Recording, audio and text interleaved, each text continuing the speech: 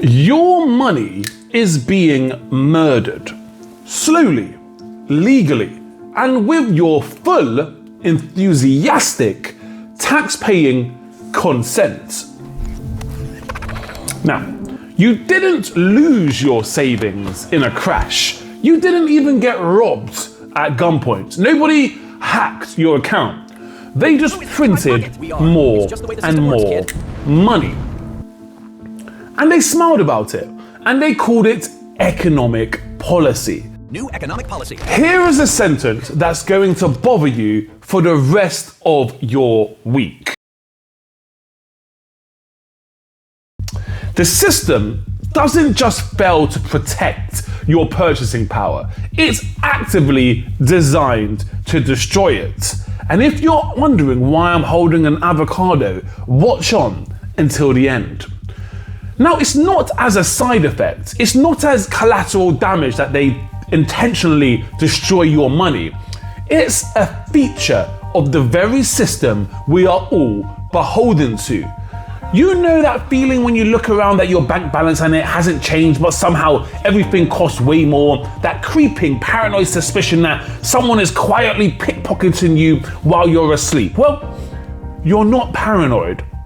You're just awake. You're just perceptive. And today, you're going to find out exactly who is picking that pocket and how they do it, and how we can get them to stop harassing us. Because believe me, in this economy, the beatings will continue until the morale improves.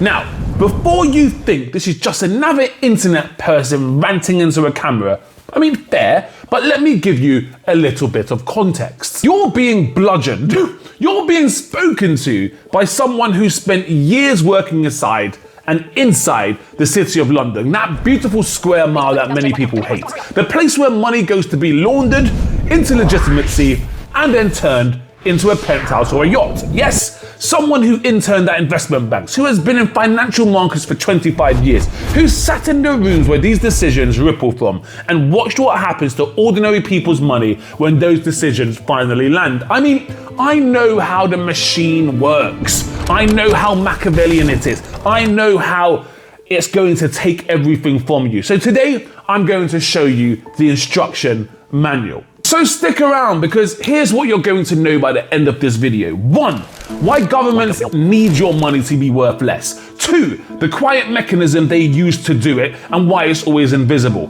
3, who actually benefits. And you know what? Disclaimer, it's not you.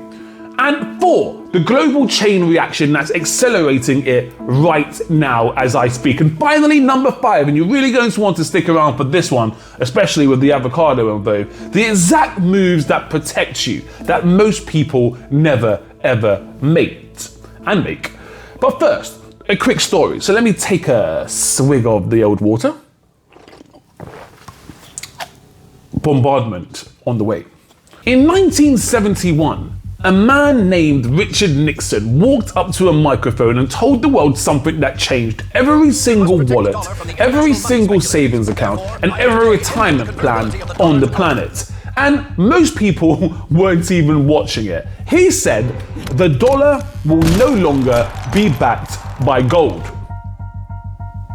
Up until that point, your money was a receipt. It was literally as good as gold, a claim on something very real. And you could, in theory, hand over your dollars and get the gold back. But after that day, your money became merely and purely a promise. And promises, as you know, are only as good as the person making them. And as my mother used to say, a promise is a comfort to a fool. Now, since that day, since that one quiet Monday evening press conference, the US dollar has lost, wait for it, 80% of its purchasing power.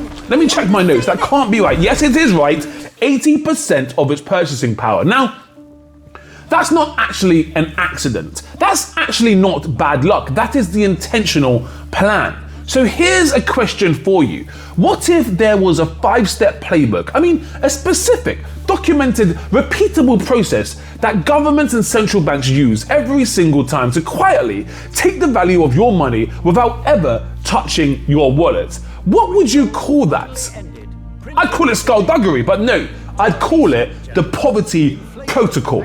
And that's what I want to talk to you about today. Stay with me, because once you see this, as I always say, you cannot unsee it. Okay, so think of the economy like a pizza. I don't know, margarita, pepperoni, whatever you want, especially, but not Hawaiian, okay? Let's be civilized. There are 100 slices in this huge pizza, and there are 100 people. Each one with a pound or a dollar or a euro or a yen. Maybe not a yen because it's worth nothing. Everyone gets a slice. Fair, right? Democratic. Now imagine the government prints another 100 pounds, but doesn't bake any more of the pizza. It's the same pizza, it's twice the money. Now each pound is worth half of a slice. You still have your pound, but it only buys half of what it did yesterday. Now, that is quite literally what happened between 2019 and 2022. The US Federal Reserve, the central bank, the money printer in chief, expanded its balance sheet $4.2 trillion to a peak of $9 trillion. Yes, $9 trillion in 3 years, with a straight face and the cheek to tell you to rein in your own spending. And then they look at the rising prices and they say something with the audacity of someone who just ate your lunch. We're not sure why inflation is so high, and we're definitely sure that it's transitory. And they were approximately wrong. Completely wrong. If you're not already incredibly suspicious of economists and so-called experts, here is something that will make you extraordinarily suspicious of all economists. Inflation used to mean an increase in the supply of the monetary base. I mean, it was precise, it was technical, it was useful. Now, inflation means something else. It means getting shafted. More personally, it means rising prices. And that one vocabulary swap is doing a lot of the heavy lifting, because when inflation means rising prices, you can blame the baker for raising the price of bread. You can blame the brewery for blaming the price of beer. You can blame the petrol companies. You can blame the supply chain disruptions. You can blame Putin. You can blame Kim Jong-il. But when you understand that inflation actually means too much money chasing too few goods, you immediately ask something else. You ask, so who created that extra money? Pray tell. And that question has a very short and uncomfortable answer. Are you angry? Are you sufficiently perturbed and encumbered yet good? Because you are meant to be. Now, let me tell you something that happened to me in my early career when I was working as a junior, lowest of the low, scum of the scum, and still believed that the financial system was basically here trying to help people. I was in a meeting, a strategic meeting, the kind where important people say important sounding things to sound lofty and erudite, at a long table, and I was basically underneath it because scum of the earth, being a junior, and someone was presenting on central bank policy, quantitative easing, asset purchases, all of it. And I asked out loud in the room, like someone who had not yet learned to be quiet, I asked, but who pays for all of that stuff? There was a pause. Not an uncomfortable one, a patient one. The kind of pause a professor gives a child who has said something true but inconvenient. And someone smiled and said, everyone with savings does, you idiot. They just don't know it yet. Savings pays. Yes. And then they moved on to the next slide. That moment is when I realized I need to make videos like these.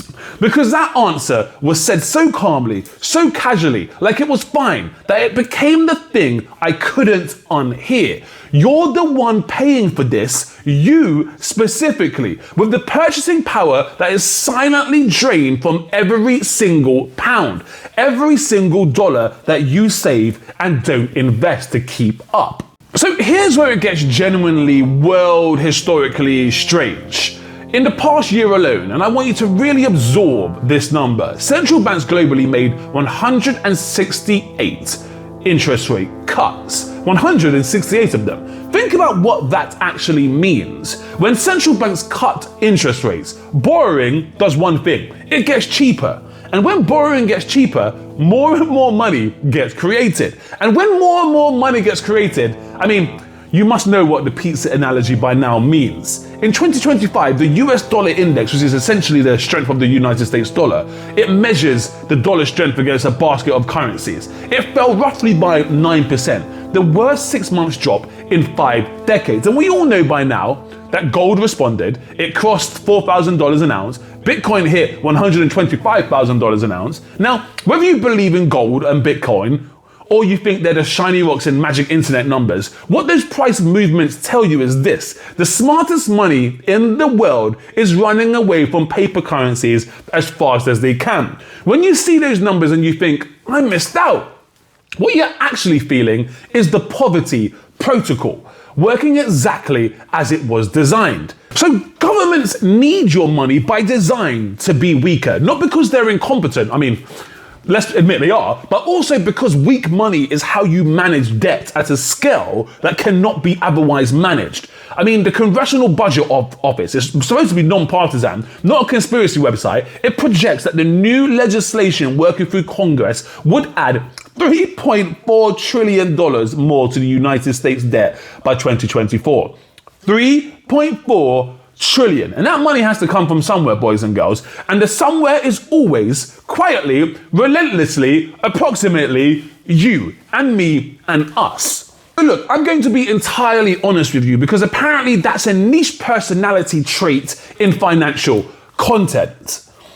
Shame but true. You cannot completely opt out of this system, and the poverty protocol is baked in. It runs whether or not you vote for it, whether you understand it or not, whether you're outraged about it or not. But indeed, understanding it, really understanding it, is the difference between being a passive participant to the shafting and an active one. And when you understand that your money loses roughly 3 to 4% of its purchasing power every single year just by sitting still, when you understand that your salary rising by 2% in a year where inflation is 4% means you actually got a pay cut, when you understand that house prices you think are unaffordable are actually just a symptom of too much money printing, then you stop wondering why you feel financially behind. And you start understanding that you were meant to feel that way. Because if you understood the machine, you'd honestly stop feeding it. So this poverty protocol, let's run it back one more time. 1, they print more money than you produce. Devalue every unit in circulation. Rinse and repeat. Step 2, rename the concept so no one actually knows who to blame. And then step 3, they let the people who own the assets benefit first. They let the rest catch up if they are even able to, if they're lucky. And step 4, they replicate it globally, simultaneously, so there's nowhere to hide if you're just in cash. And step 5, you need to protect yourself with real assets before the next wave lands. And then that's the map, that's the blueprint. The exits are real, the time you have though is finite. And yet here we are, still using the money, still paying their taxes, still buying coffee at prices that you would have claimed were criminal in 2018. Now, if this video gave you something to think about or to truly hate, share it with someone who you love, who needs to stop trusting their savings account quite so unconditionally. If you have questions, leave them below because I genuinely enjoy reading them when they're there. And some of you can ask things that make me want to have 3 more videos immediately. And if you're sitting there feeling a slow, creeping, righteous fury at a system that has been doing this your entire life without explaining itself, good. Stay curious, stay angry, stay disobedient, stay capitalistic, and for the love of all of things compounding, stop keeping your wealth in cash. It's too valuable to do so. My name's Justin Bantam. This is the House of Trade. Like, share, and subscribe. I forgot to tell you about the avocado. The avocado! Tune in next time to find out about the avocado.